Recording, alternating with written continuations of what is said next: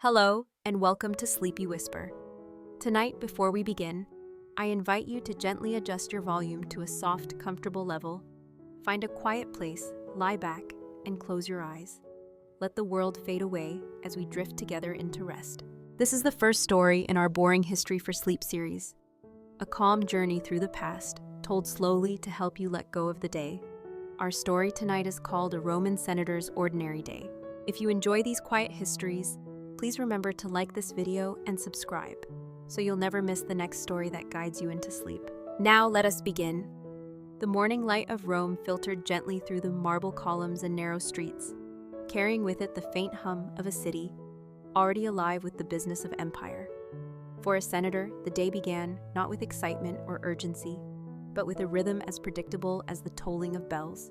His name does not matter, for in many ways, his life was like that of countless others who held rank and office in the eternal city, a blend of duty, ritual, and the quiet repetition of tasks that stretched across decades. He awoke in a modest yet dignified domus, a house with tiled floors and frescoed walls, the scent of oil lamps still lingering from the night. The household stirred before him, slaves moving quietly to open shutters, to sweep dust from the atrium, to bring water warmed in bronze vessels. There was no haste, only the slow unfolding of a morning shaped by centuries of habit. The senator himself rose from a low bed, wrapped a woolen cloak about his shoulders, and sat for a moment in silence, listening to the sound of water trickling in the household fountain. To us it might seem simple, but to him it was a daily reminder that life was measured not in dramatic moments, but in steady rituals repeated faithfully. He washed his hands and face in cool water poured into a basin, the same act performed by generations before him. Afterward, bread dipped in honey, or perhaps a small portion of cheese served as the light morning meal, taken not for pleasure, but as sustenance before the day's duties began. Outside, the streets carried the muted rumble of carts on stone and the cries of vendors selling olives, figs, or clay pots. Within the domus, however, life remained ordered, voices hushed, footsteps measured. The senator's first task was to greet the household gods. In a small shrine set into the wall of the atrium stood the images of the Lares and Penates, guardians of home and hearth. A pinch of incense, a quiet prayer, a respectful nod, and the day moved forward. To him, the act was not dramatic, not laden with spiritual fervor, but simply a duty, a reminder of tradition and continuity, something to be done each morning without fail. Ritual gave structure to time, and time gave meaning to the otherwise ordinary flow of hours. After this moment, he allowed himself a short period to review correspondence. Letters arrived regularly, carried by slaves or messengers from friends, clients, or other senators.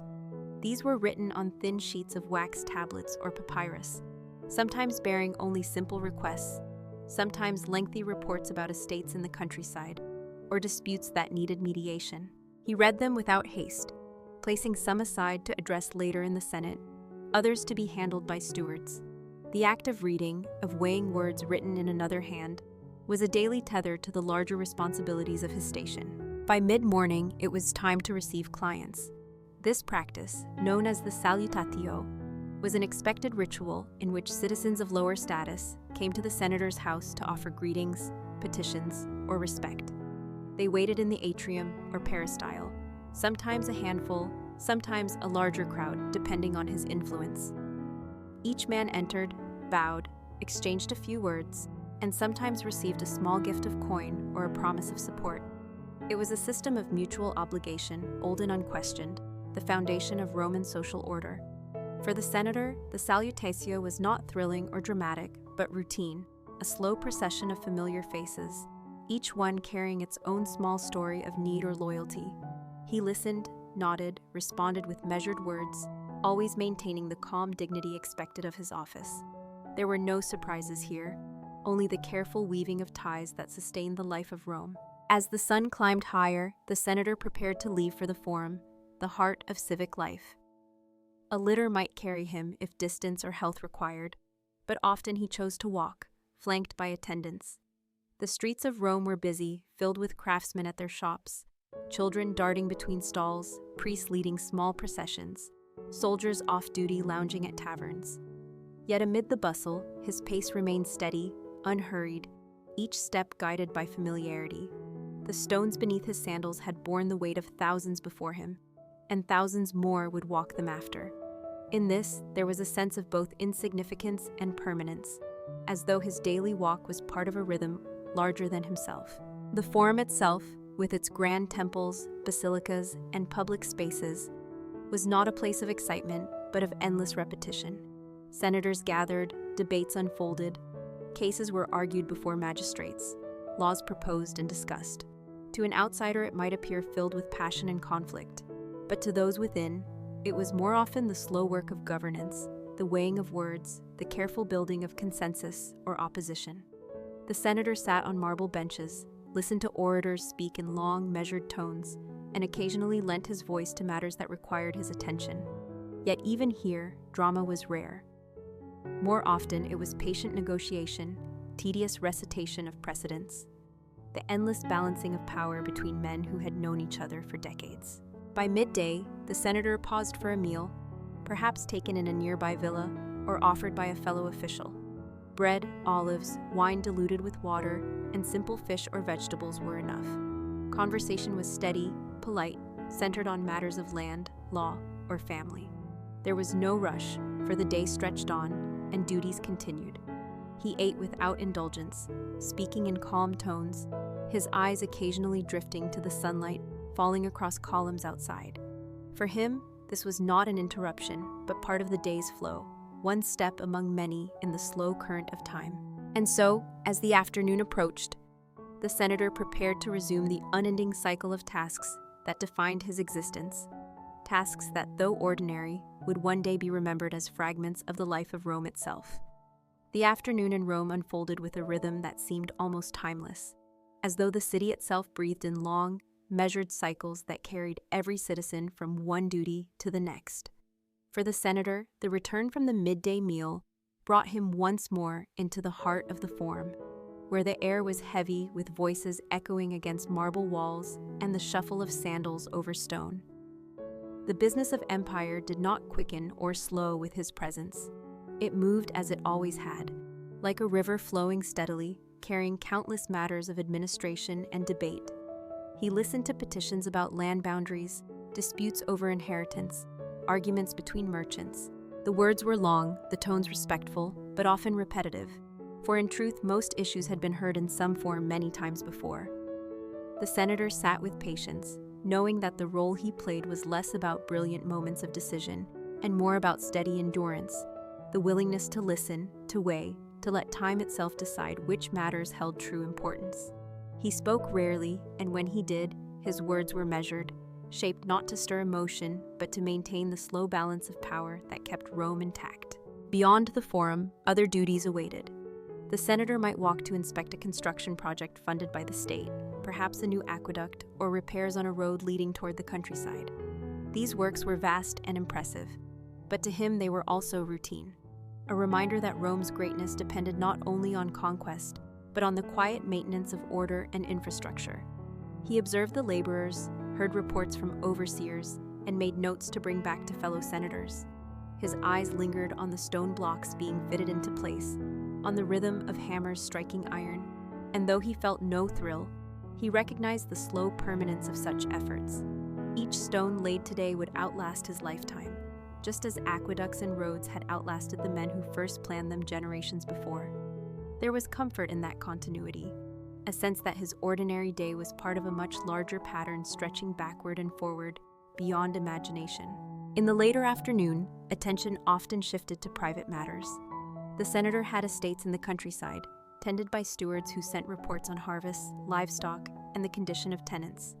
These messages were written on wax tablets or parchment and required decisions, whether to sell surplus grain, whether to hire more workers for the olive groves, whether to invest in repairs for barns or presses. Each decision was small, yet together they formed the economic foundation of his family's life. He considered them not with excitement but with quiet persistence, for such matters could not be ignored. The wealth of Rome was not only in gold and conquest, but in the steady yield of farms, in the silent growth of vines and olive trees, in the grain that fed the masses. His task was simply to ensure the pattern continued, year after year, At times, visitors arrived at his domus in the afternoon, bearing news or seeking favor. A poet might come to recite verses, a philosopher to share a reflection, a general to speak of military campaigns in distant provinces. These meetings, while varied, followed familiar rhythms. He listened, nodded, offered polite responses, sometimes giving a coin to the poet, sometimes debating quietly with the philosopher, sometimes agreeing to carry a message into the Senate on behalf of the general. Yet even these moments, which might appear lively, unfolded with a calm inevitability.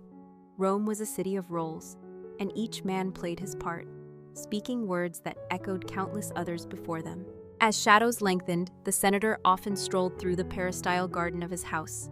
The air cooled, scented with herbs and flowers carefully tended by slaves, and the sound of water trickled from small fountains. Birds circled above, the sky turning from bright blue to the muted colors of evening. He walked slowly, hands folded, reflecting not on dramatic events, but on the ordinary flow of duties completed. To us it might seem uneventful, but to him it was enough, for the Roman way was built on constancy. He watched the servants lighting lamps in the colonnades, small flames that pushed back the coming darkness. Their glow reminded him that life was not about great upheavals each day, but about steady endurance through the passing of hours. Sometimes the senator's family joined him in the garden. His wife might ask about Senate matters, his children perhaps eager to show progress in their studies of rhetoric or philosophy. He listened with calm attention, offering encouragement where needed, correcting gently, reminding them that discipline and patience were the foundation of Roman life. He told his sons that oratory was not about grand gestures, but about steadiness, about the ability to speak clearly and endure questioning without anger. He told his daughters that managing a household required balance and diligence, for the home was as important to Rome as the Senate. These conversations were quiet, domestic, yet they carried the weight of tradition, a passing of values from one generation to the next. As dusk settled, the senator prepared for the evening meal, the cena, which would soon gather family, friends, and perhaps a few honored guests. The day had been long yet steady, a sequence of rituals and duties, none extraordinary on their own, yet together forming the shape of a life.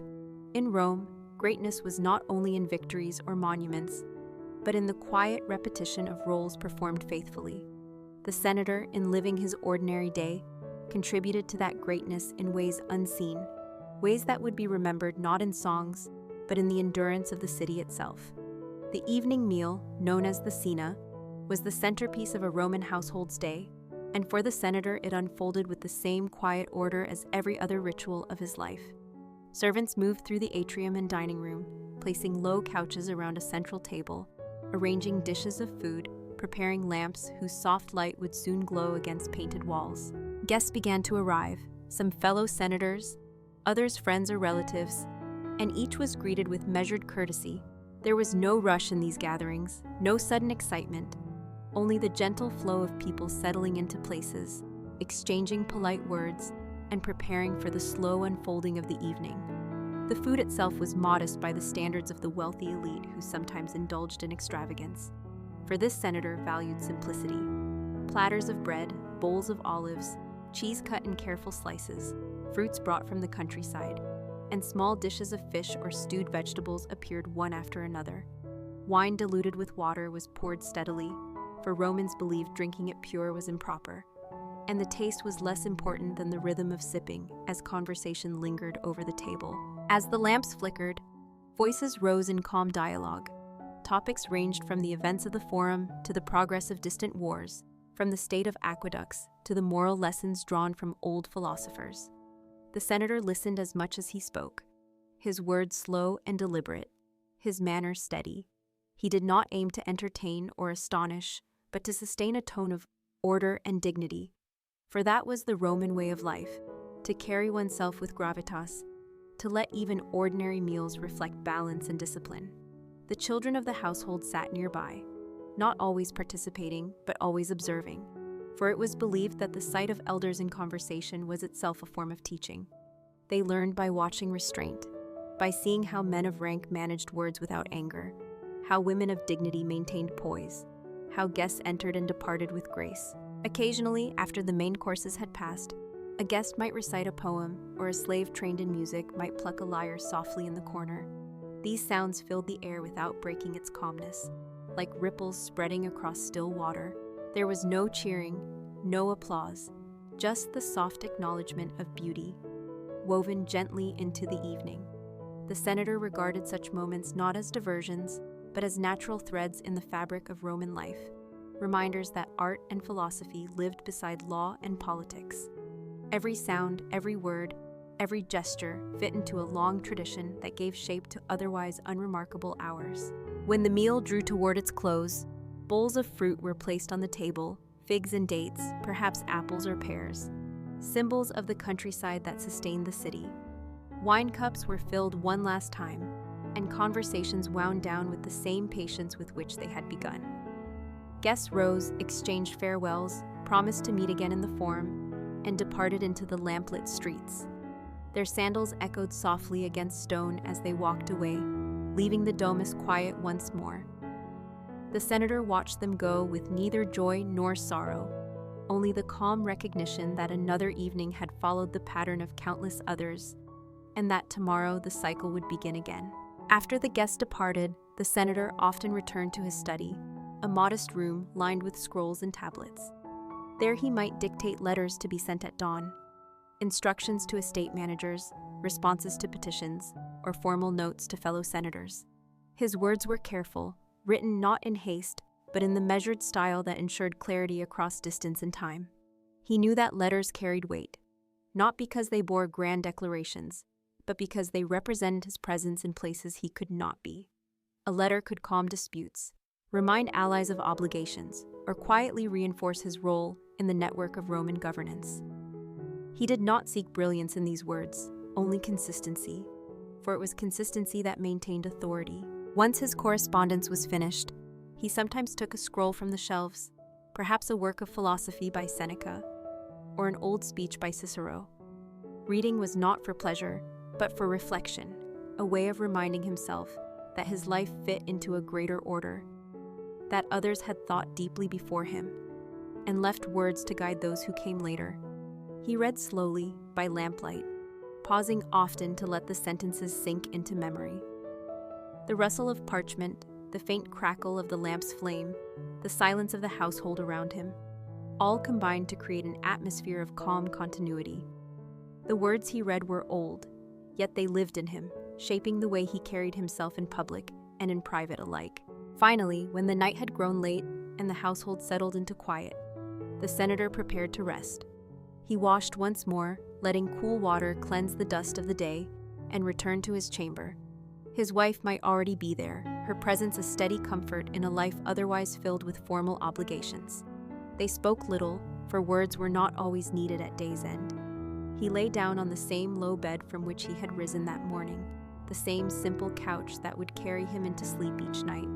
As the lamp was extinguished and darkness filled the room, he closed his eyes not with anticipation or dread, but with the calm acceptance that the day had been lived according to duty, and that tomorrow would bring the same. For a Roman senator, greatness was not in extraordinary moments, but in the steady repetition of rituals, in the quiet endurance of days that seemed ordinary yet formed the backbone of the empire itself. Night that descended over Rome slowly, the last light fading from the sky as oil lamps flickered to life along the streets and within houses, their soft glow reflecting on worn stones that had carried countless footsteps throughout the centuries. For the senator, the hours after the cena were not hours of excitement or restless activity, but of gradual retreat into stillness, a time when the city's noise softened and daily responsibilities gave way to reflection. From his chamber window he could sometimes glimpse the rooftops of nearby domus, their outlines softened by the night, the air heavy with the faint smoke of hearths and the lingering aroma of bread baked earlier in the day. The cries of vendors and workers that filled the streets at dawn had long since quieted, replaced by the distant sound of wheels from the occasional cart returning from the outskirts, or the muffled voices of late travelers. To many, Rome was a city of grandeur and spectacle, yet to those who lived within it, the nights were often quiet, predictable, wrapped in the same routines that carried them from one day to the next. Within the senator's household, slaves moved carefully, ensuring lamps were extinguished or trimmed, securing doors, settling animals in the courtyard, and arranging the house for the next morning. Their movements were silent, their tasks unremarkable, yet they formed the invisible rhythm that allowed the household to rest securely. The senator observed them without particular thought, for such duties had been performed for generations, part of the fabric of Roman life. He did not dwell on their labor, nor did he see grandeur in his own role, but simply accepted the order of things, a hierarchy that sustained the city as much as aqueducts or laws. In that acceptance lay a kind of peace, the calm certainty that each man and woman knew their role and repeated it faithfully day after day. As he prepared for sleep, the senator sometimes allowed his thoughts to linger on the Senate itself, on the debates of the day, the petitions heard, the promises made and deferred. He did not see them as victories or defeats, but as threads in a tapestry too vast to view in full. Rome was not shaped in a single session or by a single orator. It endured because men like him showed up, listened, spoke in measured tones, and maintained the appearance of stability. He knew that tomorrow the same matters might resurface, the same disputes return, and yet it did not trouble him. Routine was the essence of Rome, and his own life mirrored that pattern. Each day, each night, each ritual, ordinary though it seemed, contributed to the slow, steady march of the empire's history. The city beyond his walls had its own rhythm at night. The watchmen patrolled with torches, their footsteps echoing on stone, calling out to one another to mark the hours. Taverns in poorer districts still murmured with voices, laughter, and the occasional sound of argument, yet these distant noises never broke the sense of containment within the senator's domus. From time to time, faint prayers rose from temples where priests kept night vigils, offering incense to Jupiter, to Mars, or to Vesta. The senator did not attend such rites, yet he found comfort in knowing they continued, as though the gods themselves were part of Rome's eternal cycle of duty and repetition. Even the divine, it seemed, observed the steady passage of time. In the deeper hours of night, when the city grew quieter still, the senator lay awake for a while, gazing into the darkness, reflecting not on ambition or fear, but on the simplicity of existence. He thought of his children asleep in nearby rooms, of his wife resting beside him, of the servants lying on mats in their quarters. Each one followed a path defined by Rome, bound by roles old and familiar. There was little drama in this, little of the excitement later historians might imagine, but to him it was enough. The sound of the fountain in the atrium, still trickling even at night, was a reminder that life continued without pause, measured not in triumphs, but in steady moments repeated endlessly. Sometimes he recalled his youth, when days seemed longer and ambitions sharper, when the Senate felt like a stage upon which history itself might be shaped. With age, those illusions had softened into a quieter wisdom, that Rome did not depend on brilliant speeches alone, but on the willingness of countless men to endure the tedium of governance, to carry out tasks without recognition, to preserve continuity. That understanding brought him calm, even as the years weighed more heavily upon his body. He had seen colleagues rise and fall, some disgraced, others celebrated, yet all eventually forgotten. What endured was not the memory of individuals, but the rhythm of the city, and he was content to have played his part in sustaining it. As the night deepened, sleep came gradually, not rushing but settling like a gentle fog. The senator allowed himself to drift, knowing that tomorrow would be much the same: the greetings of clients, the debates in the forum, the letters, the walks through crowded streets, the quiet meals, the same slow unfolding of duties. To some, such repetition might appear dull, but to him it was the essence of Roman life, the very thing that bound generations together. With that thought, he let go of wakefulness, surrendering to rest as countless Romans had before him, and the city of marble and stone continued its watch through the night, eternal and unchanging. Morning in Rome returned with the same inevitability it always carried. The faint light of dawn, sliding between tiled rooftops, catching on marble columns, and stirring life back into the narrow streets. For the senator, waking was never abrupt but gradual, a slow awareness of sound and motion as the household began its day. Slaves moved quietly through the atrium, sweeping away dust, opening shutters to let in the soft air, preparing basins of water warmed slightly by small braziers. The faint clatter of their tasks reached his ears even before he opened his eyes, and he knew without thinking that the rhythms of yesterday would return again today, as they had for years past and would for years to come. He sat up on his low bed, draped a cloak about his shoulders, and listened to the sound of the fountain trickling in the center of the house, its water catching the first glimmers of sunlight. That sound was always the same, steady and reassuring, a reminder that life moved not by sudden leaps, but by repeated motions that gave each day its shape. He washed his face and hands in cool water poured into a bronze basin, then accepted a small piece of bread with honey for the morning meal, a simple nourishment taken without ceremony. Outside the walls of his domus, the city was already stirring, vendors setting out goods, children calling to one another, carts rattling over stones. Yet within the household there remained a sense of order, the morning rituals unfolding as though scripted by tradition itself. The senator paused before the small shrine of the Lars and Penates, sprinkling a pinch of incense, bowing his head briefly, offering words so familiar they needed no thought. It was not faith in the sense of yearning or passion, but faith as practice, as habit, as continuity that tied him to generations before him. He turned from the shrine without dwelling on it, for to him this act was as ordinary as breathing, something done because it must be done. Afterward came the review of correspondence, brought to him by a slave carrying a wooden box of tablets and scrolls. Messages from estate managers, from fellow senators, from clients in the city, all awaited his attention. He read them with steady patience, marking some for reply, handing others to stewards to handle. Most matters were repetitive: disputes over land, requests for judgment, updates on harvest yields, or construction progress. Rarely did a letter carry urgency, and when it did, he met it with the same calm tone as always. He dictated responses slowly, his words deliberate, shaped not to inspire, but to clarify. He had learned long ago that Rome did not move by speed, but by persistence, that steady replies carried more weight than hasty declarations. Soon it was time to receive clients once more. The atrium filled with men of lower status, who arrived in their tunics, waiting respectfully for a word, a coin, a promise of advocacy. The senator greeted them one by one, listening to petitions that mirrored those of the day before, requests for support in court, help with debts, introductions to officials.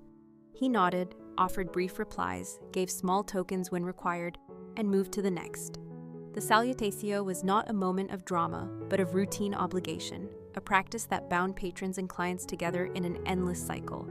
To the senator, it was less about generosity than about the maintenance of order, the weaving of countless small ties that sustained Rome's structure.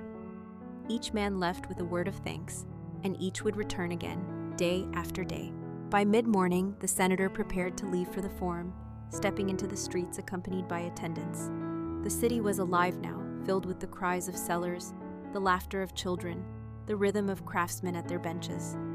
He walked steadily, his pace neither hurried nor slow, his eyes forward, acknowledging familiar faces with small gestures. The streets of Rome were noisy, chaotic even, yet to him they were familiar, carrying no surprise, only the reassurance of sameness. The stones under his sandals had borne the weight of countless feet, and his own steps were just another addition to that continuity. At the forum, the day's duties began anew.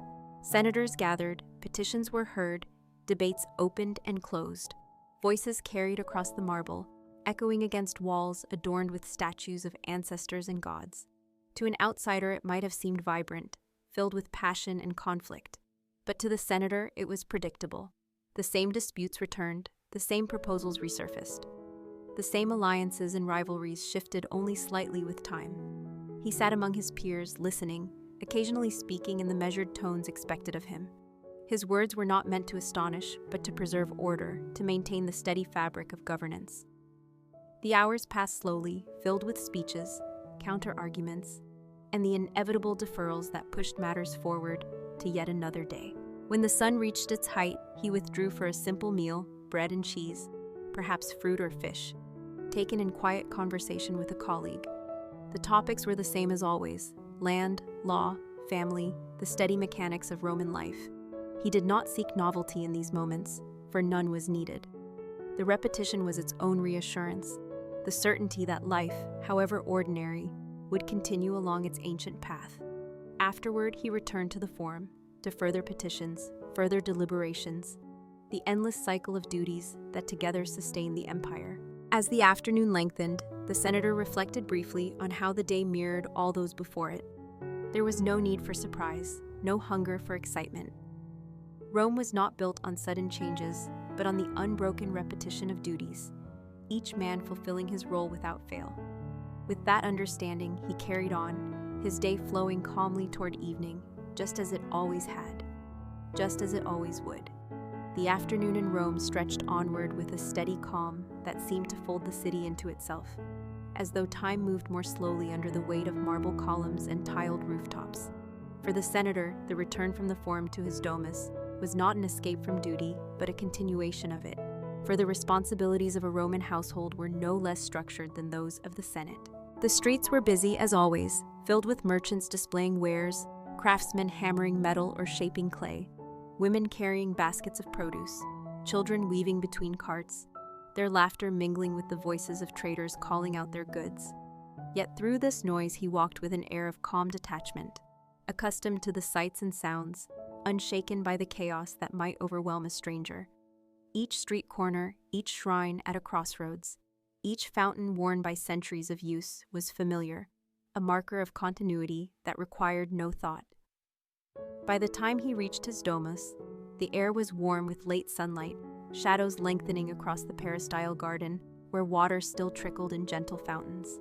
Once inside, he devoted himself to matters of the household. Stewards awaited with reports about stores of grain, accounts of oil and wine, lists of tools that required repair. The senator listened quietly, offering instructions with the same measured tone he had used in the Forum. He did not treat these matters as distractions from public duty, but as extensions of it, for the strength of a Roman household mirrored the strength of Rome itself. Decisions were rarely dramatic, ordering the repair of a wall, instructing that surplus olives be sold in the market, confirming arrangements for tenants who farmed distant plots of land. Each choice seemed small, yet each contributed to the invisible fabric of stability. He knew that a household left untended could crumble, and so he gave these discussions the same attention he gave to debates about law and governance. In the later part of the afternoon, family matters often came to the fore. His children, having finished lessons with tutors in rhetoric or philosophy, sought their father's presence to demonstrate progress. A son recited a passage from Cicero, his voice careful and rehearsed, his gestures imitating those of the great orators. The senator listened patiently, correcting the tone here, reminding of discipline there, guiding him not to rush words or display unnecessary flourish. He explained that strength in speech lay not in volume or passion, but in composure, in the ability to hold the listener's attention with steady reasoning. A daughter, too, presented her knowledge of household accounts, showing how linen supplies were recorded, how food was rationed, how servants were assigned to tasks. The senator regarded her work with quiet approval, explaining that to govern a household required the same steadiness as to govern a city, and that order was the highest virtue. These exchanges were not filled with excitement, but with repetition, day after day, lessons repeated until they became second nature.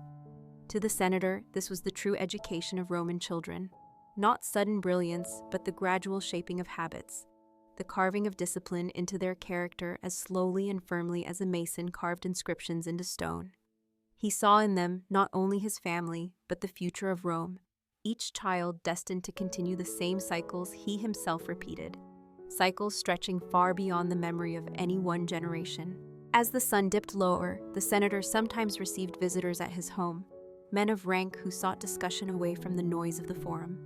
They sat in the shaded peristyle, drinking diluted wine, speaking in calm voices of matters both public and private.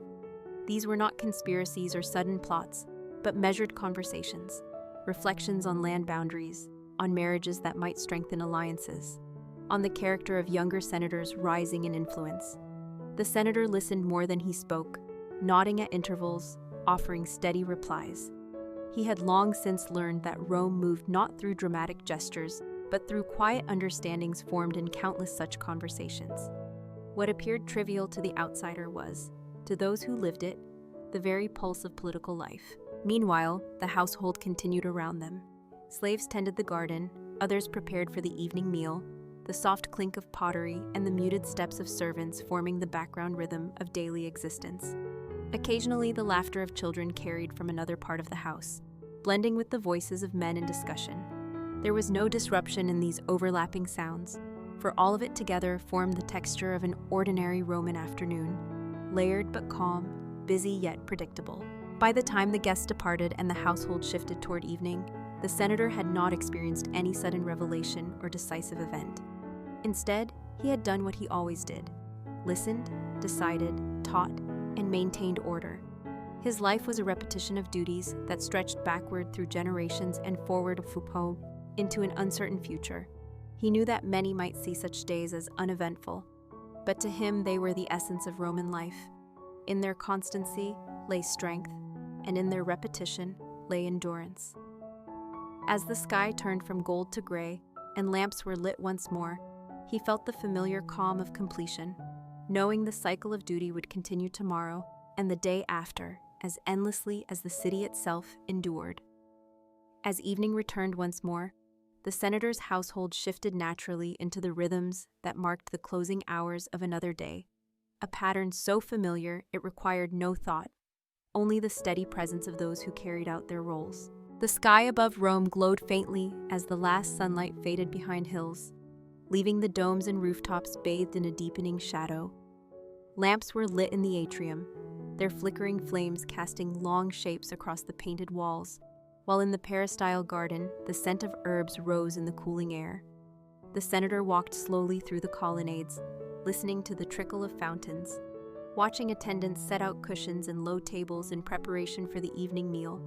It was not grandeur that filled these moments, but quiet repetition, the sense that life unfolded in steps long established by generations before him. The scene once again brought together family and a few invited guests. The dishes were simple: bread, olives, cheese, fish preserved in brine, stewed lentils, perhaps figs or dates as a modest sweet. Wine diluted with water was poured steadily, never too much, for excess was frowned upon. The voices around the table rose and fell in gentle tones, never rushed, never heated, the conversation moving across topics like a slow current. They spoke of the harvests expected in the coming season, of the price of grain in the market, of a distant cousin's marriage that might join two families in quiet alliance. The senator listened, responded with calm words, nodded when others spoke.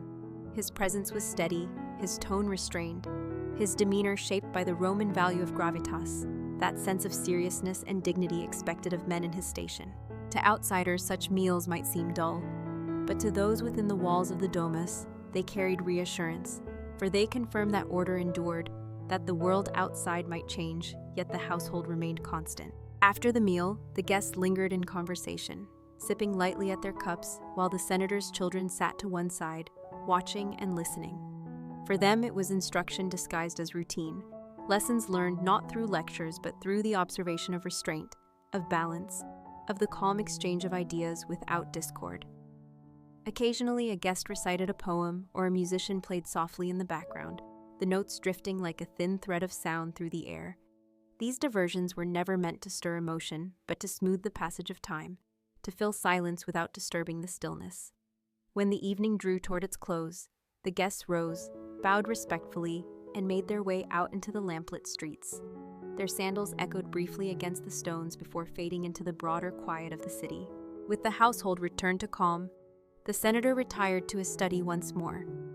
Scrolls lay neatly arranged on wooden shelves, their titles inked along edges for easy selection.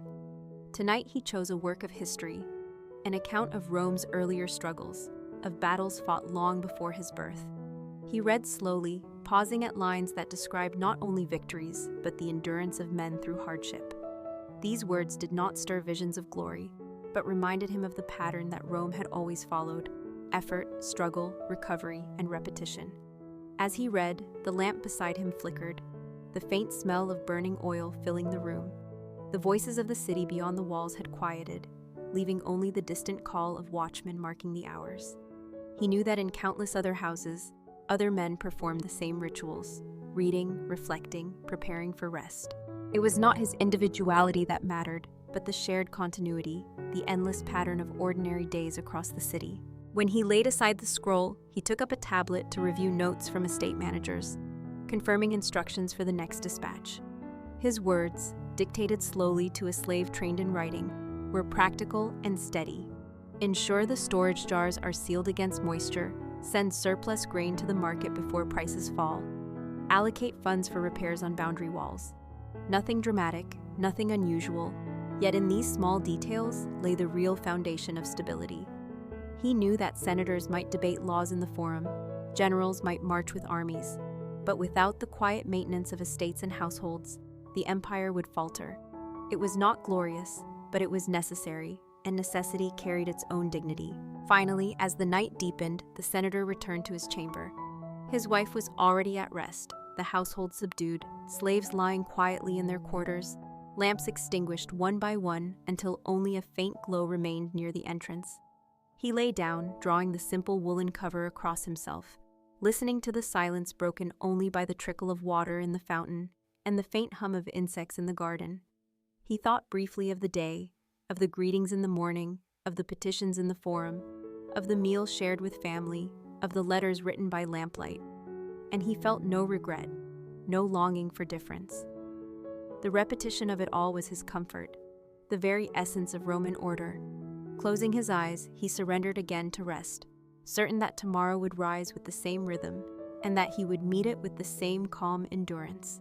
The next morning in Rome arrived with the same slow unfolding as the countless mornings that had come before, the faint glow of dawn brushing across rooftops and spilling into narrow streets where shutters creaked open and the first sounds of activity began. For the senator, awakening was not marked by urgency, but by familiarity, the quiet realization that the same cycle of duties awaited him once more. Slaves moved softly around the household, sweeping the floors of the atrium, preparing basins of cool water, and trimming the lamps that had burned through the night. The steady trickle of the fountain in the courtyard continued as it always did, a sound that seemed eternal, unbroken by the passage of time. And as he rose from his low bed and adjusted the woolen cloak about his shoulders, he felt the same calm acceptance of duty that shaped every day. He washed his face, ate a small piece of bread dipped in oil, and offered incense at the shrine of the household gods, his movements so practiced that they felt less like choices than like extensions of tradition itself. Stepping outside into the streets with his attendants, the senator entered the living pulse of Rome. The city was already awake in its own way. Bakers pulled loaves from their ovens, the warm scent of bread drifting into the morning air. Farmers from the countryside guided carts laden with vegetables, fruit, and clay jars of oil toward the markets. Water carriers filled amphorae at public fountains, balancing them carefully on shoulders. Children ran barefoot across stone streets, their laughter echoing as they dodged around animals and traders. To the senator, these sights were not curiosities, but familiar scenes repeated endlessly, reminders that the city thrived not through spectacle, but through routine, each person contributing quietly to the rhythm that sustained Rome. He walked past temples where priests were beginning early rites, past workshops where smiths already hammered iron into tools, past stalls where merchants arranged their goods. The noise was constant yet orderly in its own way, a chorus of voices and footsteps, wheels and hoofs, weaving together into the steady hum of urban life. Arriving at the forum, he joined his peers in the long process of governance. The colonnades were filled with figures in white togas, their hems marked with purple for those of senatorial rank, their voices rising in deliberate tones as petitions were presented and laws discussed. The senator took his place among them, listening with patience as orators delivered arguments, some persuasive, some repetitive, all of them part of the endless stream of words that defined Roman politics. He contributed when necessary, his words restrained, shaped not to draw attention, but to reinforce stability. He had long since understood that decisions in Rome were rarely sudden. They were layered slowly, like stone upon stone, until consensus formed not out of brilliance, but out of persistence. To be part of that process required endurance more than passion, and endurance was what he offered. At midday, after hours of listening and responding, the senator withdrew briefly for a simple meal. Bread, cheese, olives, and a cup of watered wine sustained him, while he spoke quietly with a colleague about boundary disputes in the countryside. Their words were calm, their gestures minimal, for the matter was not urgent but ongoing, one of many such issues that drifted through the lives of senators year after year. Once the meal ended, he returned to the forum to resume the cycle of hearings and debates, the afternoon blending seamlessly into the morning's rhythm. The details of each petition varied. yet the structure remained the same, and by the time shadows lengthened, he had heard enough to know that tomorrow would bring many of the same concerns again. In the late afternoon, he left the forum and walked home through streets that now carried a different energy. Markets bustled with buyers gathering goods for evening meals, animals were herded back to pens, and craftsmen closed their shops. The senator observed all of this with quiet acknowledgement, not as distractions, but as the steady machinery of Rome itself. He returned to his domus, where stewards awaited with tablets of reports, where family prepared to share in another evening meal, where servants moved to light lamps against the falling dark. The cycle of the day was nearly complete, repeating itself as faithfully as the sun's path across the sky. As the senator sat once more in his garden, listening to the water trickle and the distant murmur of the city, he felt the calm certainty that tomorrow would be no different. And in that sameness, he found reassurance, for it was not change but repetition that held Rome together, and his life was bound to that eternal rhythm, steady, ordinary, and enduring. As the third evening settled over Rome, the senator once more found himself within the quiet routines that marked the transition from the labors of day to the stillness of night. The light of the setting sun lingered briefly on marble facades and tiled roofs before giving way to the soft glow of oil lamps. Across the city, the noise of commerce faded as market stalls were shuttered and craftsmen put aside their tools, while the streets filled instead with the slower movements of those returning home. From his peristyle garden, the senator could hear the muffled calls of vendors making their final sales, the creak of wooden carts pulled toward the outskirts, and the distant notes of a flute drifting from a tavern in a poorer district. These sounds were familiar, not disruptive, but steady, part of the texture of Roman evenings that repeated without end. Within the domus, preparations for the cena unfolded once again. Slaves carried platters of food into the triclinium, arranging couches and filling jugs with diluted wine. The family gathered, joined by a small circle of friends, their conversation beginning even before the first course was served. Bread, olives, and boiled eggs appeared, followed by vegetables stewed in herbs, and a modest serving of fish. The senator spoke little, preferring to listen, his replies short and steady, his presence more a reassurance than a performance. The guests seemed content with the calm atmosphere, their voices rising and falling gently as they discussed the harvest, the price of grain, or the behavior of magistrates in the forum. Children listened quietly from the edges of the room, absorbing lessons not through instruction, but through observation of tone, restraint, and the quiet dignity with which their elders conducted themselves. When the meal ended, fruit and nuts were passed around the table, and the lamps were trimmed so their glow reached more evenly across the painted walls. A poet who had accompanied one of the guests recited a few verses, his voice measured and soft, evoking the countryside at dawn and the virtues of patience. The senator acknowledged the effort with a nod, offering a coin in gratitude before dismissing the performance.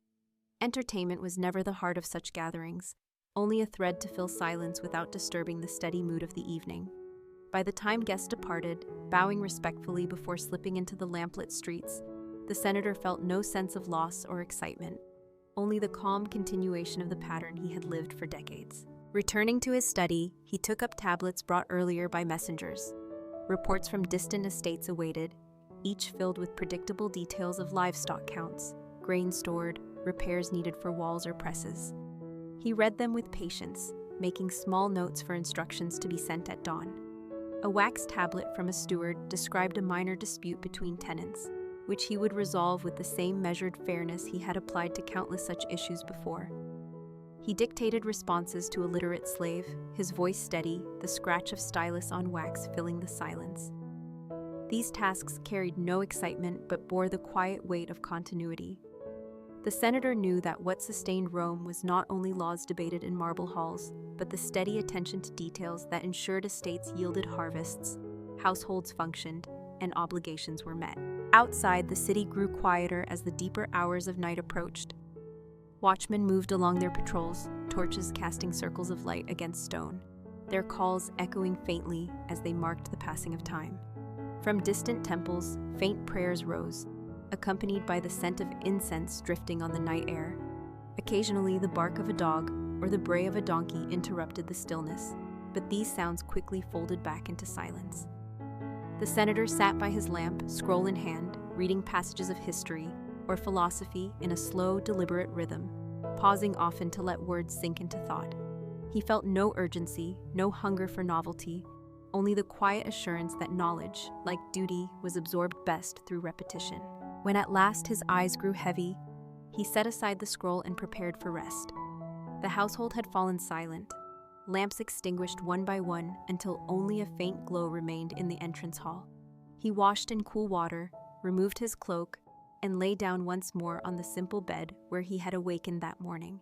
His wife rested nearby, the children asleep in their chambers, the slaves lying on mats in their quarters. The trickle of the fountain continued, eternal and unchanging, a sound that lulled him as surely as any lullaby. He closed his eyes with the same calm he had known for years, aware that tomorrow would repeat the cycle, that duty and ritual would unfold again, and that in this repetition lay the strength of Rome itself. Another dawn broke over Rome, as it always did, with the faintest shift of light across the rooftops and the quiet stirring of the city before the noise of daily life began. In the senator's household, the same tasks unfolded with the same order. Shutters opened by careful hands, floors swept, water poured into bronze basins, lamps extinguished one by one as daylight grew. The senator rose slowly, not with anticipation or dread, but with the steady knowledge that today would follow the same path as yesterday, and tomorrow would do the same. He dressed in the familiar folds of his toga, accepted bread and honey as a modest meal, and paused at the shrine of the Lares and Penates, offering incense with words so practiced they were almost silent within his mind. He did not expect answers, nor did he question the ritual. It was simply part of the unbroken chain that linked him to generations past. Outside, the city's hum grew stronger. Bakers called out as fresh loaves were carried steaming from ovens. Farmers guided their carts through narrow streets toward the Forum. Smiths struck iron in rhythms that echoed against walls. Children ran, animals brayed, merchants arranged goods at stalls, and priests began their morning rites at temples. These sounds, layered together, formed the unchanging chorus of Roman life. To the senator, they carried no novelty, for he had heard them every day of his life, but they also carried reassurance, proof that the order of the city endured. He walked steadily through the streets, attendants close behind, acknowledging faces he knew, passing shrines he had passed 1,000 times before, his pace unhurried and his thoughts undisturbed. At the Forum, he joined his peers, men in togas edged with purple, their voices rising in slow debates, their gestures deliberate, their speeches echoing against marble columns. The matters at hand were predictable: disputes over land, questions of trade, discussions of taxation. None of it was new, none of it surprising, but all of it necessary. The senator listened with patience, added his own words when required, then withdrew again into silence. Rome's business was not shaped by sudden bursts of brilliance, but by the persistence of men willing to return day after day, to listen, to argue, to delay, to decide. He knew this and accepted it, for he was part of that slow mechanism, a cog in the vast structure that sustained an empire. At midday, he ate simply, bread and olives shared with a colleague, wine diluted with water sipped without indulgence. Their conversations circled around familiar matters, family obligations, boundary lines, the character of younger senators who were beginning to appear more frequently in debates. Afterward, he returned to the colonnades to hear petitions once more, the voices of citizens repeating requests that echoed those of the day before. He nodded, responded calmly, promised consideration. It was all routine, all expected, and in the repetition there was comfort, as though the very sameness of it kept Rome alive. By late afternoon, he returned home, greeted by stewards carrying wax tablets filled with reports. Livestock counted, harvests estimated, walls needing repair, tenants disputing boundaries. It was always the same, and always it required his attention. He dictated responses with the same calm voice as before, confirming decisions that seemed small, but together formed the invisible foundation of stability. The household around him prepared for the evening once more, lamps lit, couches arranged, food brought forth in steady sequence. The cena unfolded with familiar quietness: bread, cheese, vegetables, wine, conversation in tones measured and restrained. Guests came and went, children listened, servants moved silently. Later, when the house was quiet, he read again by lamplight, his eyes tracing words that described Rome's past or reflected on the nature of virtue. He did not seek entertainment in these scrolls, but guidance, the slow reinforcement of ideas that shaped his conduct. When he finally laid aside the scroll and extinguished the lamp, the fountain's steady trickle filled the silence. He lay down, the same bed, the same room, the same rhythm of breath beside him, and he closed his eyes with the certainty that tomorrow would bring no surprises. The salutations, the forum, the letters, the meals, the reflections, they would all return, each day echoing the last. To some, such repetition might seem dull, but to him it was Rome itself, eternal not because of grand moments, but because of the countless ordinary days that men like him lived with patience and duty. And so the senator slept, as he always had, as he always would, wrapped not in dreams of glory, but in the quiet endurance of ordinary life. The city of Athens at dawn stirred slowly to life, not with the sudden clamor of festivals or the roar of assemblies, but with the steady rhythm of ordinary officials rising to face another day of paperwork, petitions, and civic duties. For all the stories told of philosophers walking beneath the colonnades and orators thundering in the pnyx, the quieter truth was that much of Greek governance depended not on brilliance, but on routine, on the dull but necessary machinery of bureaucracy that creaked forward day after day. As the sun's first light touched the white stone of the Acropolis, clerks were already making their way to public offices with wooden tablets under their arms, their sandals tapping against worn marble steps polished by centuries of footsteps. The smell of baked bread drifted through the agora as vendors prepared their stalls, and among them moved the figures of citizens waiting for their turn to submit petitions, disputes, or financial records to minor magistrates who sat at desks within shaded porticos. One such magistrate, a man whose name was known only to his immediate circle, began his morning as he always did, with a small meal of bread soaked in watered wine, followed by a brief pause at a household shrine to offer incense to Hermes, patron of communication and commerce. He felt no particular devotion, only the quiet recognition that such gestures maintained continuity, binding his life to the countless officials before him who had risen, eaten, prayed, and walked the same streets in the same order. He dressed in a plain tunic, draped a modest himation across his shoulder, and stepped into the bustling streets with his satchel of scrolls and wax tablets. The air carried the cries of merchants arranging amphorae of oil and fishmongers unpacking baskets from the port. But he paid little attention. His focus was on reaching the office where his day would unfold, a modest building in the shadow of larger monuments, yet essential in its own way to the functioning of the polis. The first task of the day was to check the records left from the day before. Slaves unrolled papyrus sheets, listing the names of those who had paid their taxes, those who had registered property, those who had lodged complaints against neighbors or business partners. Each line had to be checked, marked, and copied onto fresh tablets for distribution to other officials. The magistrate bent over the writing desk, stylus in hand, carefully inscribing the same phrases repeated endlessly. Payment recorded, case deferred, to be reviewed. The work was not dramatic, nor was it swift, for every entry required verification, cross-referencing with other lists maintained by other clerks. The result was a slow, deliberate process that consumed hours of the morning, yet it was the only way the city ensured order. Without these lists and their monotonous updates, markets could not function, courts could not decide, and taxes could not be collected to fund the maintenance of temples, roads, and fleets. By mid-morning, the stream of citizens arrived to present their matters. Some carried disputes over boundaries of land, others came with debts owed, others sought permits for trade, or to confirm their right to take part in civic festivals. Each one stood before the desk, explained his issue, and waited while the magistrate or his clerks noted details onto tablets. Most cases were not decided immediately, but passed into the endless cycle of referrals, each matter requiring signatures or stamps from multiple offices. A man complaining about unpaid rent would be told to return after witnesses were registered. A farmer requesting exemption from a levy would be referred to a higher board. A merchant seeking to expand his stall would be instructed to provide further records of his previous payments. The citizens accepted these delays with a mix of resignation and patience, for they knew this was how the police functioned.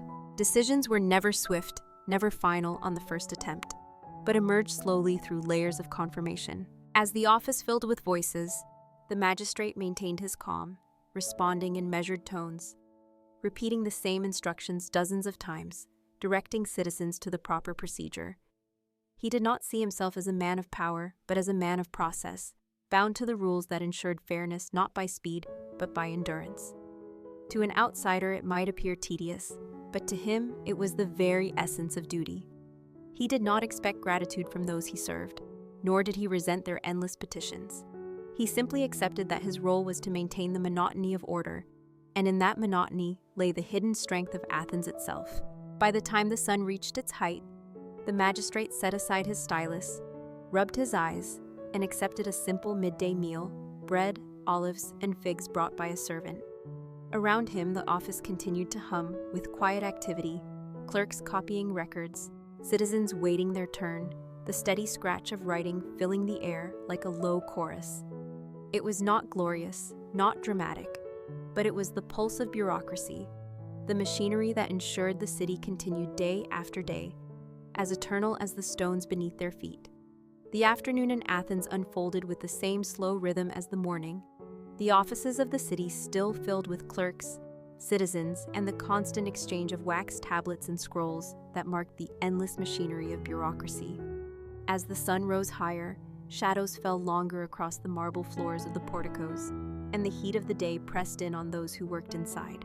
The magistrate, seated at his wooden desk, adjusted his position, his eyes tired but steady as he continued to review records that seemed to repeat the same formulas written thousands of times before. Payment acknowledged, dispute recorded, case deferred, witness required, phrases etched in careful lines, one after another, filling tablet after tablet. The clerks beside him moved in the same steady rhythm, one unrolling papyrus sheets for cross-checking, another inscribing copies to be sent to separate offices across the city. The work itself was neither complex nor inspiring, yet it demanded patience, for a single error could delay a matter for weeks, sending a citizen back and forth through the same corridors until the right mark was made. By mid-afternoon, more citizens arrived, carrying their complaints or requests, their voices echoing under the colonnades. A farmer entered to report damage to his fields caused by his neighbor's livestock. The case could not be decided on the spot, and so it was written down, assigned a date, and pushed into the long queue of pending disputes. A merchant came to register the transfer of ownership of a stall in the agora. His application was copied onto several tablets, stamped with seals, and then referred to another office for verification. A craftsman, hoping to gain a license to sell pottery near the harbor, stood in line for over an hour, only to be told he required additional proof of his previous tax payments. Each man left with instructions that would lead him to yet another step, another clerk, another record. The bureaucracy did not move with speed, but it did move, and each citizen knew that persistence, not impatience, was the only path to resolution. The magistrate responded to each with the same calm tone, never hurried, never sharp, repeating explanations he had given countless times before. To him, this was not tiresome but necessary, for consistency was the only way order could be maintained. Every day brought new disputes, but they were all variations of the same themes: property, debts, taxes, permissions. He knew that tomorrow the same issues would return with different names, and that his role was not to eliminate them, but to manage them within the system that gave Athens its stability. In his mind, bureaucracy was not about solving problems quickly, but about absorbing them into a process that kept the city functioning. The monotony was the safeguard, the predictability, the true achievement. As the afternoon stretched on, the office air grew heavy, the smell of oil lamps mixing with the dust of papyrus, and the faint sweat of those who had waited in long lines. Clerks continued their copying without pause, their styluses scratching rhythmically against wax as citizens stood quietly, shifting from foot to foot, waiting for their turn. The magistrate occasionally sipped watered wine, brought in a small clay cup, not for pleasure but simply to maintain the steady voice required to continue his work. The cycle of petitions and records showed no sign of ending, but he accepted it as the natural shape of his life. To him, boredom was not a burden but a shield, protecting the polis from chaos. Outside, the city continued its own rhythm. The agora bustled with trade, the harbor with incoming ships, temples with the smoke of sacrifices. But within the bureaucratic offices, life remained slow, predictable, and contained.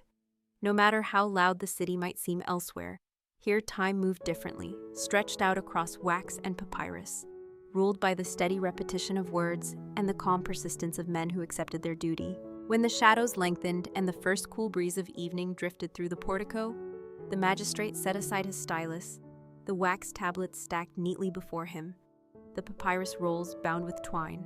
Citizens waiting were told to return tomorrow, their matters unfinished but not forgotten. The clerks blew gently across the fresh ink of their copies, leaving them to dry before placing them in storage jars. The office closed not with drama, but with the same quiet order that had governed it all day. The magistrate stepped outside into the fading light, his mind not filled with triumph, but with the calm certainty that tomorrow the same tasks would await him, and that he would carry them out again with the same steady patience. Evening in Athens arrived not with sudden silence, but with a gradual softening of sound, as the city moved from the noise of trade and petitions to the quieter rhythms of households settling into their nightly patterns. For the magistrate who had spent the day within the shaded porticos of the civic offices, the transition was seamless, for his evening offered no great diversions, no remarkable entertainments, but only the slow continuity of order that extended from the office to the home. When the last of the citizens had been dismissed, when the clerks had stacked their tablets neatly and secured the records in jars, he stepped into the streets and walked the familiar route back toward his modest dwelling. The sun hung low, painting the white walls with a warm glow, while shopkeepers closed their stalls, calling final prices for leftover goods. Children, no longer playing in the agora, followed their parents indoors, and the air carried the faint aroma of dinners being prepared. Lentil stews simmering in clay pots, bread baked anew for the evening meal, olives laid out on wooden plates. These scents, mingled with the coolness of the evening breeze, reminded him that life in the polis was sustained less by moments of grandeur than by the countless ordinary acts repeated endlessly each day. At home, he was greeted by family and attendants who had prepared the evening table. The meal was not elaborate, for like most officials of his rank, he valued moderation. There was bread, softened with oil, a small portion of fish preserved from the market, and figs gathered from nearby groves.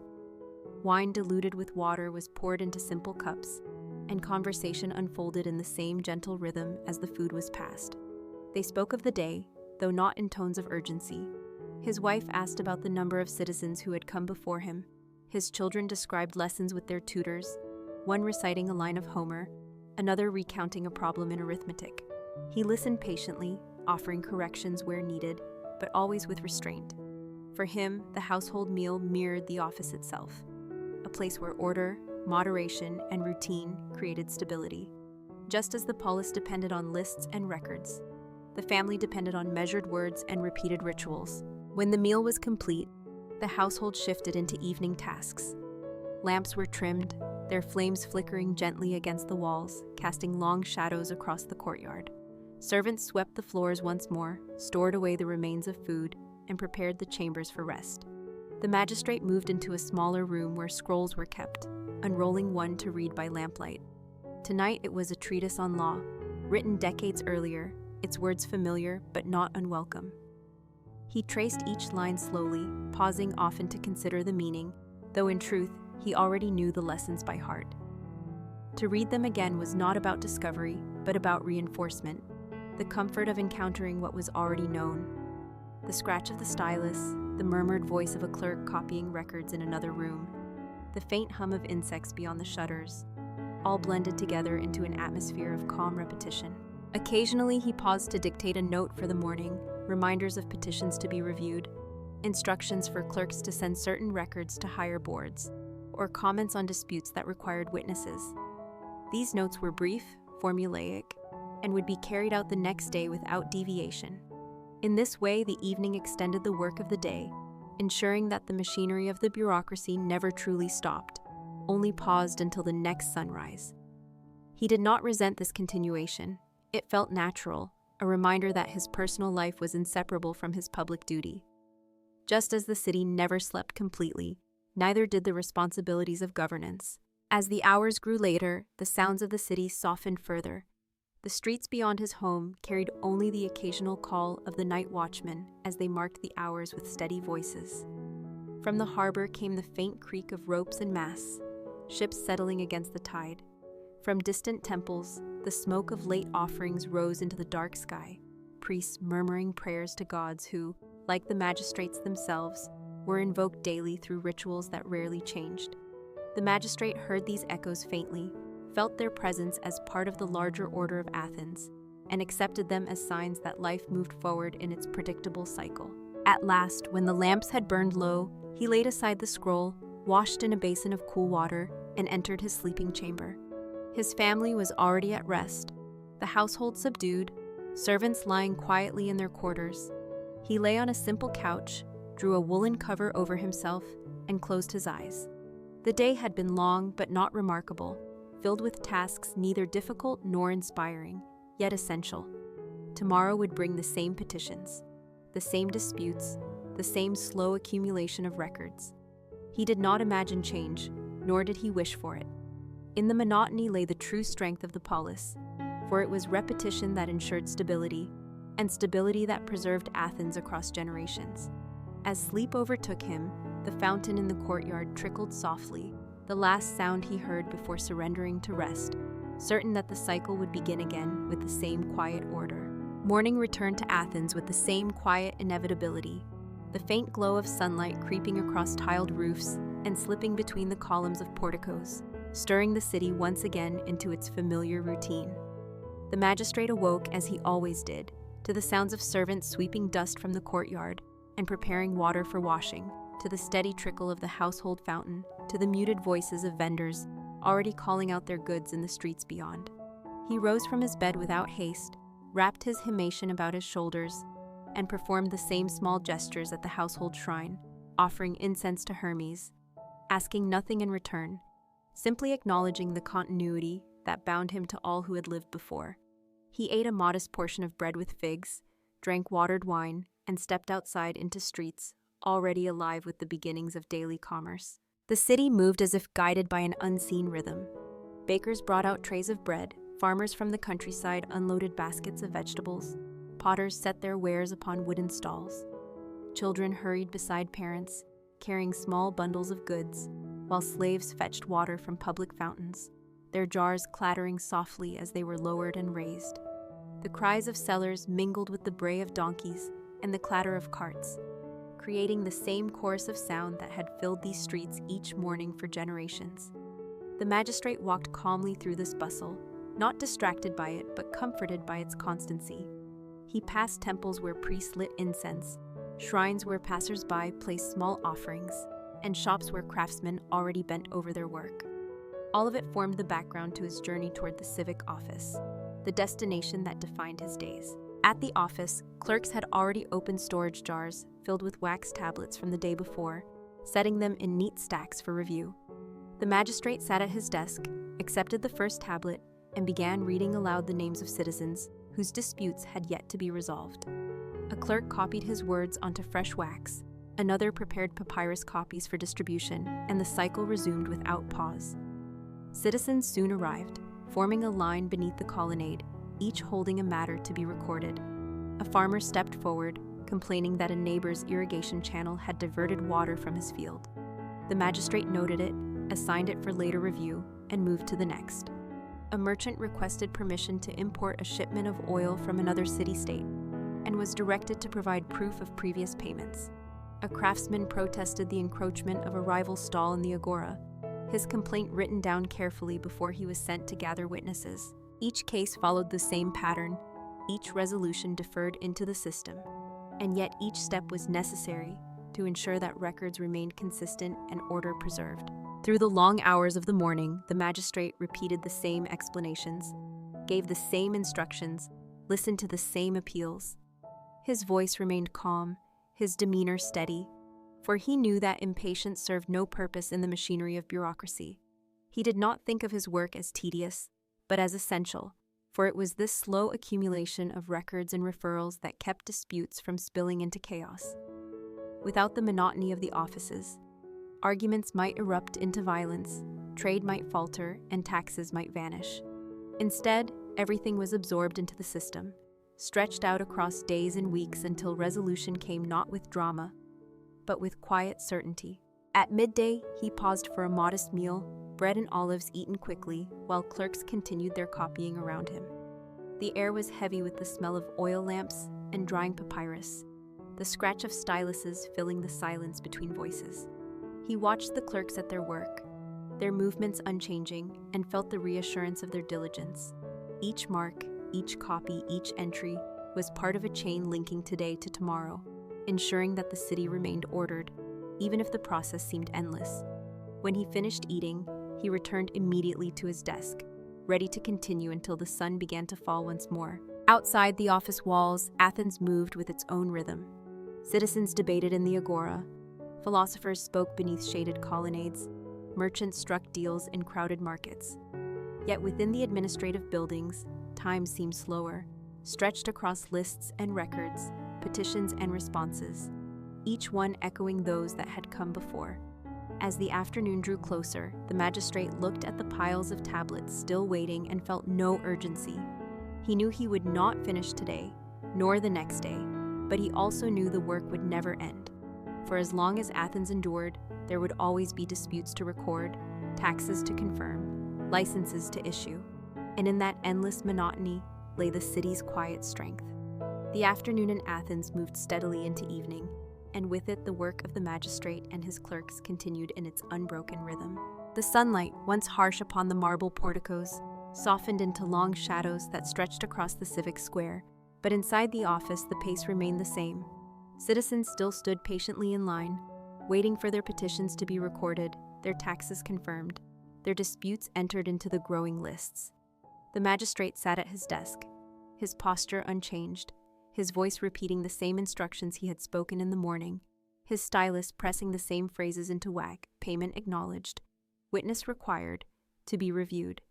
Each word became less an act of decision and more an act of preservation, ensuring that no matter how long the process stretched, every matter had its place within the order of the polis. Around him, clerks copied the entries onto papyrus, their styluses scratching steadily, their eyes fixed on the repetition of symbols that had become second nature through years of practice. The air was filled with the scent of drying ink, the faint smoke of lamps now being lit as the daylight faded, and the quiet murmur of citizens discussing their cases while they waited. As the sun descended further, the line of petitioners grew shorter. One by one they departed, their business deferred to another day, their faces neither disappointed nor relieved, but resigned to the reality that bureaucracy did not grant immediate answers. They knew that Athens moved slowly, that the offices were designed not to rush, but to absorb. The magistrate dismissed the final petitioner with the same calm tone he had used all day, then set aside the last tablet, stacking it neatly atop the others. Clerks gathered scrolls, tied them with cords, placed them in jars that would be stored in cool chambers until required again. The day's business ended not with finality, but with pause. For tomorrow the same cycle would resume, the same cases reappear, the same disputes demand attention. Leaving the office, the magistrate stepped into streets that were now bathed in the golden hue of dusk. The city around him had shifted its pace. Merchants packed their goods, tying bundles of cloth and stacking amphorae for storage. Farmers guided their donkeys back toward the countryside, their baskets empty after a day of trade. Children, once loud in play, grew quieter as families called them home. The air carried the aroma of evening meals being prepared, the smoke of hearths mixing with the smell of stewing lentils, grilled fish, and freshly baked bread. Lamps were lit along the main thoroughfares, their small flames guiding the way through narrowing alleys. The magistrate walked calmly, unhurried, his thoughts not on the events of the day, but on the inevitability of tomorrow, when the same path would be walked again, the same duties performed in the same order. At home, his household awaited him with the evening meal. Bread was laid out, olives placed in shallow dishes, vegetables stewed in oil, and fruit arranged upon wooden plates. Wine diluted with water filled clay cups, and family gathered around the table. Conversation unfolded slowly, not about great events, but about the steady matters of daily life. His wife asked after the number of petitioners, his children recited lines they had studied under their tutors, and servants moved quietly in the background, ensuring each dish was placed at the right moment. The magistrate responded with measured words, nodding occasionally, offering corrections where necessary. He did not see the meal as leisure, but as another part of the cycle, a continuation of order, where family, like the police, depended on repeated rituals to sustain harmony. When the meal ended, lamps were trimmed once more, and the magistrate retired to a small room lined with scrolls. There he read by lamplight, not in pursuit of novelty, but in pursuit of reinforcement, revisiting familiar words about law, order, and the duties of citizens. The words did not excite him, nor did they trouble him. They reminded him of the permanence of structures greater than himself, structures that endured because men like him repeated the same tasks without fail. Outside, the city grew quieter still. The calls of the market faded into silence, replaced by the measured footsteps of watchmen patrolling with torches, their voices echoing through the night as they marked the passing of hours. From temples came faint prayers, their smoke drifting into the star-filled sky. Dogs barked briefly and then fell silent, and the hum of insects filled the space left by human voices. At last, the magistrate set aside the scroll, washed his hands in a basin of cool water, and moved toward his chamber. His family was already at rest, his servants lying on mats in their quarters. He lay on his couch, pulled a simple cover across his body, and listened to the steady trickle of the courtyard fountain. The sound, unchanged by the passing of years, lulled him as surely as the rhythm of his duties. Closing his eyes, he surrendered to sleep with the certainty that tomorrow would mirror today, that the monotony would continue, and that in this monotony lay the quiet strength of Athens itself. The new day in Athens began as the previous one had ended, with the city unfolding in quiet, deliberate rhythms that had guided it for generations. The magistrate rose at dawn, as he always did, his senses filled first with the familiar sounds of servants sweeping the courtyard and preparing water in bronze basins. The fountain trickled steadily in the peristyle, its song unchanged, while the faint cries of early vendors floated in from the streets beyond. He washed in cool water, draped his himation across his shoulders, and took a small piece of bread softened in oil, accompanied by watered wine. At the household shrine, he burned incense and whispered the same brief prayer to Hermes, the ritual words slipping from his lips as naturally as breath. No anticipation stirred him, no dread weighed on him, only the calm certainty that the day ahead would mirror the one before. As he stepped into the streets, Athens was already alive. Farmers from the countryside led donkeys carrying baskets of produce, their wheels creaking softly as they passed through the gates into the agora. Bakers pulled loaves from their ovens, setting them in neat rows, their fragrance drifting into the morning air. Smiths hammered iron, their rhythmic strikes echoing through alleys, while children wove between stalls, their laughter rising briefly before fading into the hum of commerce. Water carriers balanced amphorae on shoulders, dogs barked at their heels, and merchants called out prices in practiced voices. The magistrate walked through this chorus of sound, his pace steady, his eyes fixed ahead, unshaken by the bustle. For him, these sights and sounds were not distractions but assurances, reminders that the order of the police persisted because every citizen repeated the same actions day after day. At the civic office, clerks had already begun their tasks, setting out wax tablets from the previous day, untying cords that bound papyrus scrolls, arranging them into stacks for review. The magistrate sat at his desk, accepted the first tablet, and began to dictate names and cases. A clerk copied his words carefully, another prepared fresh copies for other offices, and the endless cycle resumed. Citizens soon filled the shaded portico, their sandals clicking against marble as they waited in line. A landowner presented a dispute over the boundaries of his olive grove. A merchant requested a license for storage space near the harbor. A craftsman complained of unfair taxes on his stall in the agora. Each voice rose with the same urgency. Each petition was received with the same calm reply. And each was recorded into the system that stretched matters across days, weeks, sometimes months. The magistrate listened, nodded, instructed, and wrote, his voice never hurried, his hand never careless. By mid-morning, the office was crowded. Men shifted in line, murmuring among themselves, resigned to the long process ahead. Some held their wax tablets tightly, others carried written testimonies, yet all knew that no decision would come quickly. The magistrate repeated his instructions countless times, sending one man to gather witnesses, another to secure a seal from a higher authority. another to return once tax records had been confirmed. None resisted, for all understood that the bureaucracy of Athens did not bend to haste. It absorbed every matter into its careful machinery, grinding slowly but steadily, ensuring that disputes were contained within order rather than erupting into conflict.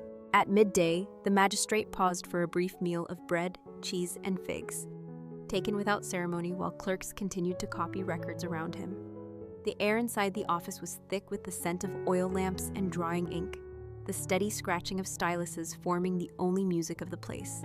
He chewed slowly, watching as tablets were stacked neatly into piles, their inscriptions brief and repetitive yet essential. For him, this monotony was not a burden, but a reassurance. Each mark carved into wax meant another matter acknowledged, another obligation noted, another piece of the bliss preserved through record. As the afternoon drew on, the sun shifted across the colonnades, its light falling in long beams upon the marble floor. Citizens still waited, their petitions the same as those he had heard 100 times before. And yet he listened with the same calm patience. To him, there was no novelty in the work, but neither was there boredom in the way others might feel it. Instead, there was duty, the steady endurance of tasks that gave structure to the life of the city. By the time shadows grew longer and the line shortened, he knew that tomorrow the same matters would return. New names attached, but the same disputes repeated. And in that endless repetition lay the hidden strength of Athens, the certainty that order did not depend on brilliance or speed, but on the quiet monotony of officials and clerks who carried out their work without fail. Evening once more settled over Athens, and the city eased into its nightly rhythm with the same familiarity as the sunrise that had begun the day. The magistrate left the civic office just as the sun dipped low over the horizon, the marble walls of temples glowing faintly in the golden light before slipping into shadow. Around him, the streets shifted in pace, the hurried movements of commerce giving way to the slower preparations for rest.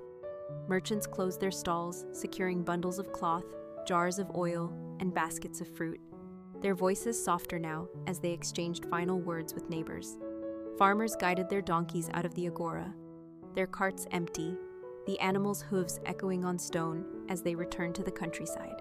The magistrate walked calmly among them, his steps steady, his eyes untroubled by the noise of the city. To him, this transition was not dramatic but expected, another link in the endless chain of repetition that shaped his life and the life of the polis. At home, his household greeted him with the evening meal. Bread was laid upon the table, olives placed in shallow dishes, lentils stewed with herbs, and fish preserved in brine served in modest portions. Wine mixed with water was poured into clay cups, and the family gathered around. The magistrate ate without haste, speaking in calm tones as his wife asked about the petitions heard that day, as his children recited lessons from their tutors, one quoting a line of Hesiod, another reciting arithmetic tables.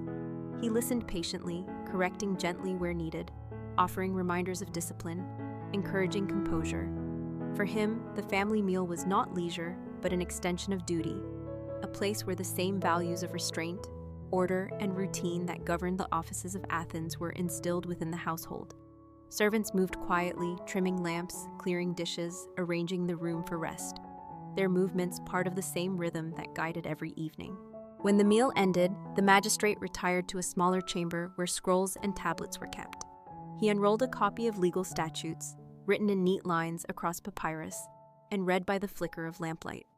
The words were not new, nor were they surprising, but they offered reinforcement, a steady reminder that the laws of the polis were not shaped by sudden change, but by continuity. He read slowly, pausing to consider each phrase, not because he doubted their meaning, but because repetition gave them strength. A clerk, seated in the corner, copied notes from the day onto fresh wax, his stylus scratching softly in the silence. Together they formed the quiet machinery that carried the city forward into the next day, unseen yet essential. Outside, Athens had grown quiet. The cries of the market had faded completely, replaced by the measured steps of night watchmen calling out the hours as they carried torches along the streets. From distant temples, the smoke of late offerings rose into the dark sky, priests chanting softly in voices too faint to reach the city's heart, but present nonetheless. Dogs barked briefly in alleys, then fell silent, while the steady hum of insects filled the warm air. The magistrate, still reading by lamplight, felt these sounds as background to his thoughts, not interruptions, but confirmations that life in the polis moved according to rhythm, not surprise. When he set aside the scroll, he took up a wax tablet and dictated instructions for the morning: petitions to be revisited, citizens to be summoned, records to be transferred to other offices. His voice was calm, his instructions repetitive, his tone without variation. The clerk recorded each word carefully, and when the list was complete, the tablet was placed neatly atop the others, ready for use at dawn. There was no sense of achievement, no feeling of progress, only the reassurance that the cycle would continue without interruption. At last, the magistrate extinguished the lamp and prepared for rest. He washed in a basin of cool water, entered his chamber, and lay upon his couch. His wife already slept, his children silent in nearby rooms, servants lying on mats in their quarters. The fountain in the courtyard trickled steadily, its sound eternal, unchanged by the passing of hours. He closed his eyes, surrendered to the calm of sleep, and felt no anticipation for tomorrow, except the certainty that it would mirror today. For in the monotony of bureaucracy, in the endless repetition of duties, lay the quiet strength of Athens, steady as stone, unbroken by time. Morning in Athens returned with the same slow unfolding of sound and motion, the faintest light spreading across rooftops and filtering through narrow alleys as the city stirred once more to its familiar rhythm. Within the magistrate's household, servants moved quietly through the atrium, sweeping dust from the floor, preparing basins of cool water, trimming lamps that had burned through the night. The fountain in the courtyard continued its steady trickle, a sound so constant it seemed woven into the very fabric of the city. The magistrate rose from his bed as he always did, not with anticipation or dread, but with the calm acceptance that today would mirror yesterday. He draped his himation carefully across his shoulders, washed his face and hands in water poured from a bronze jug, and ate a simple portion of bread and figs, accompanied by watered wine. At the small shrine in his home, he offered incense to Hermes, repeating the same brief prayer spoken countless times before, not seeking divine favor, but acknowledging the continuity that bound each day to the next. Stepping into the streets, he was greeted by the sounds of Athens at dawn. Bakers shouted prices as loaves were drawn fresh from ovens, their fragrance drifting into the cool morning air. Farmers guided carts laden with vegetables, olives, and clay jars of oil toward the agora, their donkeys braying as they shuffled over uneven stones. Merchants arranged goods upon stalls, unfolding cloths, stacking amphorae, placing pottery in neat rows. Children ran at their heels, carrying small bundles or chasing one another through alleys, their laughter blending with the voices of their elders. Preset temples performed early offerings, the smoke of incense rising into the brightening sky while smiths struck iron at their forges, the rhythmic sound echoing through streets already alive. These sights and sounds were not new to the magistrate, nor did he seek novelty in them. They were reassurance, proof that the order of the polis endured because its people repeated the same actions each morning without fail. At the civic office, the routine resumed with practiced precision. Clerks had already untied bundles of papyrus, setting them in stacks upon wooden desks, while others laid out wax tablets left from the day before. The magistrate sat in his accustomed place, accepted the first tablet, and began dictating the cases scheduled for review. Names were read aloud, disputes summarized, instructions repeated. A clerk copied his words, another checked earlier entries, and the machinery of bureaucracy creaked into motion once more. Citizens filed in beneath the colonnade, waiting in lines that stretched out into the square. A farmer reported that his neighbor's goats had wandered into his fields. The complaint was recorded and referred to further review. A merchant sought permission to expand his stall in the marketplace and was told to provide records of past payments. A landowner disputed the terms of a lease on his property. His matter entered into the list of pending hearings. Each case, though different in detail, was the same in shape, absorbed into the endless rhythm of petitions, notes, and deferrals. The magistrate answered each citizen in the same calm voice, his tone measured, his instructions consistent. To him, this repetition was not a burden, but the essence of duty. Bureaucracy did not exist to dazzle with speed or brilliance, but to ensure that matters, no matter how small, were carried forward without chaos. He knew that many who left the office would return again tomorrow or the day after, carrying the same wax tablets. waiting again in the same lines, repeating the same appeals. Yet he also knew that without such monotony, disputes might erupt into violence, trade might falter, and the fragile balance of the police might collapse. Order depended on repetition, and repetition required men like him to endure the slow pace of administration without complaint. By midday, the office was thick with the scent of drying ink and burning oil, the steady scratch of styluses filling the silence between voices. Clerks copied documents tirelessly, their eyes fixed on the repetitive marks that carried the life of the city into written form. The magistrate paused briefly for a meal of bread and olives, eaten without ceremony at his desk, then returned immediately to the work before him. Citizens continued to pass through the portico, their sandals clicking against marble, their petitions echoing those of countless others before them. The magistrate recorded each one, confident that tomorrow would bring the same.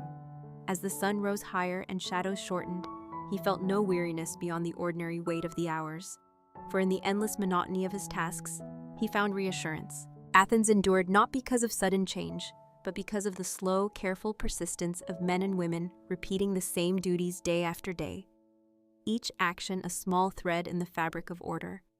The afternoon in Athens stretched slowly toward evening, the sun bending westward and casting long shadows across the marble colonnades of the civic buildings, where the magistrate continued his steady work. The line of citizens had thinned compared to the bustle of the morning, but a few remained, clutching wax tablets or folded pieces of papyrus, waiting patiently for their chance to be heard. Each case was familiar in its structure, though different in its detail. A craftsman disputing the delivery of clay, a farmer arguing about boundaries marked by stones long shifted by rain, a merchant requesting clarification about tariffs on goods brought in from the harbor. The magistrate listened without surprise, his responses calm, his stylus repeating the same phrases he had written thousands of times before. Case deferred, witness required, payment recorded. Each entry carried less the weight of decision than the reassurance of order, as if simply writing the matter into record ensured it would not be forgotten, even if resolution might take months or years. The clerks worked beside him with the same persistence, copying notes, sealing scrolls, and stacking them neatly into storage jars to be delivered to other offices. Their hands moved without pause, the scratching of styluses forming a background rhythm that seemed endless. As the afternoon light softened, the office began to close. Citizens still waiting were instructed to return tomorrow, their matters unfinished but preserved within the system. Clerks tied cords around scrolls, blew gently across drying ink, and placed tablets into wooden chests for safekeeping. The magistrate stood, his movements unhurried, his eyes tired but steady. The day had not brought resolution, nor had it promised excitement, yet it had fulfilled its purpose. Bureaucracy was not about triumph, but about persistence, and persistence was its own quiet success. Leaving the portico, he stepped into streets now filled with the sounds of Athens preparing for night. Merchants packed their goods, calling farewells to one another. Farmers guided their empty carts out of the agora. The cries of children grew softer as families gathered them home. Smoke rose from hearths as stews simmered, filling the air with the aroma of lentils, herbs, and bread baked anew for the evening meal. The magistrate walked with calm steps through the familiar streets. Temples glowed faintly in the last light, priests finishing their evening offerings with incense drifting upward in thin trails.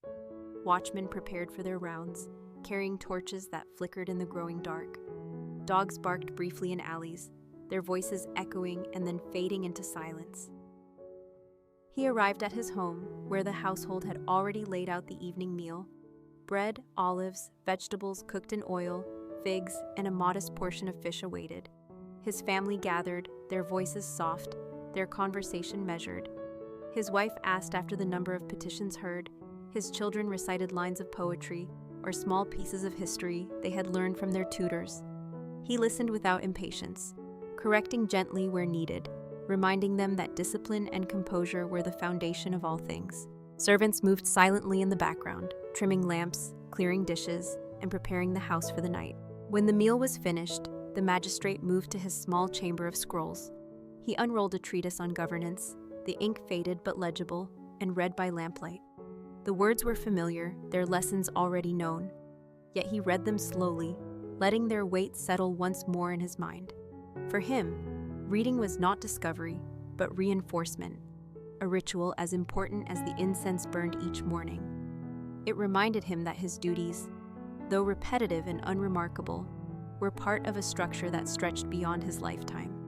Outside, the city grew quieter, the footsteps of citizens replaced by the measured calls of watchmen announcing the hours. From distant temples, faint chants drifted into the night. At last, when his eyes grew heavy, he extinguished the lamp, washed in cool water, and lay upon his couch. His wife already slept, his children silent, his servants resting on mats in their quarters. The fountain in the courtyard continued its trickle, eternal and unchanging, a sound that had accompanied his life since youth. He closed his eyes with no anticipation for tomorrow, except the certainty that it would unfold as today had, and as yesterday had before it.